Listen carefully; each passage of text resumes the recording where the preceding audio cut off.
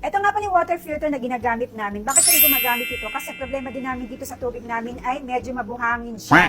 Tapos ayun, dati nung wala pa kaming water filter, ang ginagamit namin gloves ng baby para masala yung buhangin sa tubig. Sa lahat ng water filter na nakita ko, ito yung kakaiba kasi meron siyang 4 na layer sa pagdadaan bago lumabas yung tubig dito. At ito siya 1, 2, 3, 4, 4 na layers ang makikita mo dito sa water filter nito. Tapos ang isa pa ay meron siyang sariling lock. Ito siya, kaya ito, kahit malakas yung tubig, hindi tatalsik itong water filter. Ngayon, ipapakita ko sa inyo kung paano namin ito kinakabit at bakit ito sulit gamitin. So, let's go! So, ito yung dati namin ginagamit, ayan, gloves sa pang baby para masala yung tubig, masala yung buhangin. So, ngayon, tatanggalin natin ito.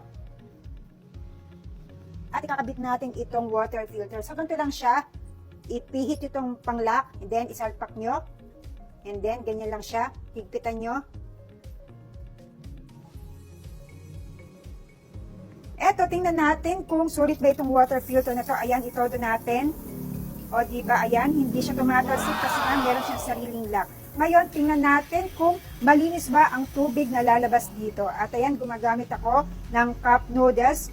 Ayan, nakatodo yung gripo para makita nyo kung malinis ba o hindi lumalabas na tubig dito. At i-off natin tong gripo. At tingnan nyo, meron bang dumi?